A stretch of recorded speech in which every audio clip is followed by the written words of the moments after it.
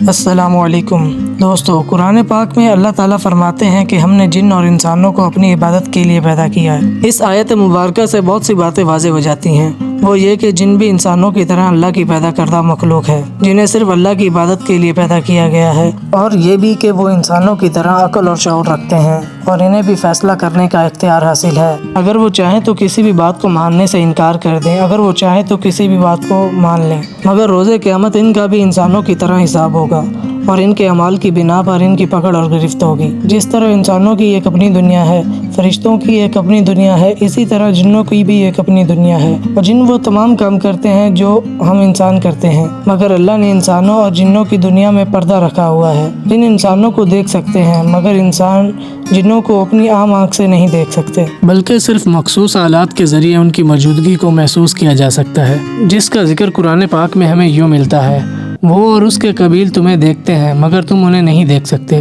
جنوں کی پیدائش کے متعلق ہمیں حدیث کی روشنی میں معلوم ہوتا ہے کہ انہیں انسانوں سے بھی پہلے پیدا کیا گیا ہے، مگر کتنا پہلے اس بارے میں کوئی تفصیلات موجود نہیں۔ جس طرح انسانوں میں سے سب سے پہلے حضرت آدم علیہ السلام کو پیدا کیا گیا، اسی طرح سب سے پہلے جنات میں سے ابلیس کو پیدا کیا گیا، لہذا اسے جنوں کا باپ بھی کہا جا سکتا ہے۔ اور بعض لوگوں میں اس کے بارے میں غلط فہمی رہتی ہے کہ شاید ابلیس بھی ایک فرشتہ ہے۔ جنات کی کئی اقسام ہیں، اور جو جن اپنی اصلی حالت اور شکل میں موجود رہتے ہیں انہیں جنی کہتے ہیں، اور جو جن انسانوں کے ساتھ رہتے ہیں انہیں امیر کہا جاتا ہے، اور جو جن لوگوں اور بچوں کو تکلیف دیتے ہیں انہیں ارواح کہا جاتا ہے، اور جو جن برے اور خبیث ہوتے ہیں انہیں ابلیس کہا جاتا ہے، اور یہ جن غلیظ اور ناپاک جگہ پر رہنا پسند کرتے ہیں۔ دوستو، ان میں سے جنوں کی ایک ایسی بھی قسم ہے جو شرارتی ہونے کے ساتھ ساتھ بہت زیادہ طاقت کی مالک ہوتی ہے، اور ایسے جنوں کو عفریت کہا جاتا ہے۔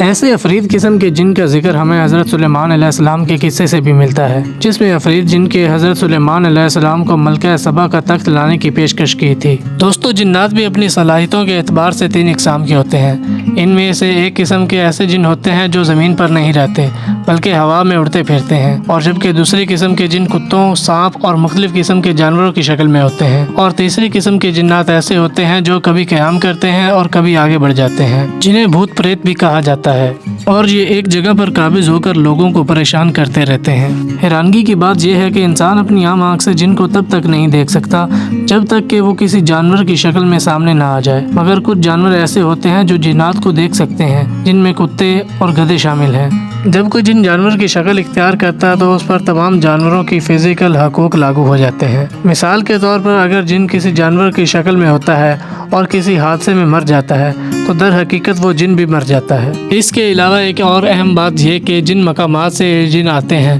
وہاں دوبارہ جا کر اپنی اصل حالت میں واپس آ جاتے ہیں، اس سے پہلے نہیں۔ جہاں تک جنات کی شادی کا سوال ہے تو قرآن مجید میں سورۃ جن میں اس کا ذکر ملتا ہے، جس میں اللہ تعالیٰ فرماتے ہیں کہ مومنوں کے لیے جنت میں حوریں موجود ہوں گی جنہیں اس سے پہلے نہ کسی انسان نے چھوا ہوگا اور نہ ہی کسی جن نے۔ لہٰذا اس آیت مبارکہ سے پتہ چلتا ہے کہ جن بھی ازواجی تعلق قائم کر سکتے ہیں۔ اگر اس کے بعد جنات کی موت کے بارے میں بات کریں تو انہیں بھی انسانوں کی طرح موت آتی ہے، مگر ابلیس ہی ایک ایسا جن ہے جسے اللہ تعالیٰ نے قیامت تک زندہ رہنے کی مہلت دی ہے، اور جو یوں ہی لوگوں کو بھٹکاتا رہے گا، کیونکہ جب بھی یہ بڑا ہوتا ہے تو اللہ اسے اپنے حکم سے پھر جوان کر دیتا ہے۔ جبکہ باقی جنات پیدا ہوتے ہیں اور مرتے بھی ہیں، لیکن انسانوں کے مقابلے میں ان کی عمر لمبی ہوتی ہے۔ جنات کے رہنے کی جگہ ہماری زمین ہی ہے، مگر یہ غیر آباد، ویران اور چٹیل میدانوں میں رہنا پسند کرتے ہیں، جبکہ کچھ خبیث جنات بری اور غلیظ جگہ پر رہنا پسند کرتے ہیں،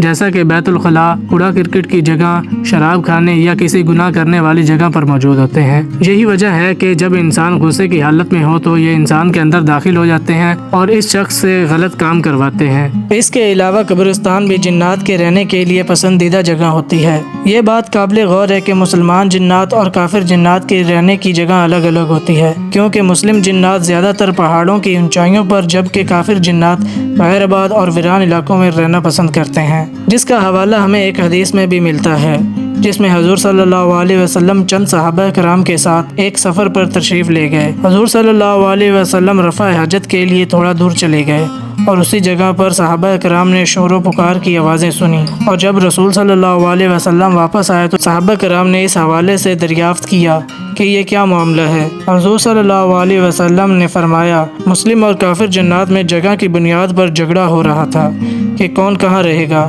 لہذا انہوں نے مجھے فیصلے کے لیے کہا اور میں نے ان کا فیصلہ کر دیا۔ مومن جنات کو اونچے علاقے یعنی پہاڑوں والے علاقے اور کافر جنات کو نچلے یعنی سمندری جزیرے دے دیے، اور یوں دونوں فریق میرے فیصلے پر راضی ہو گئے۔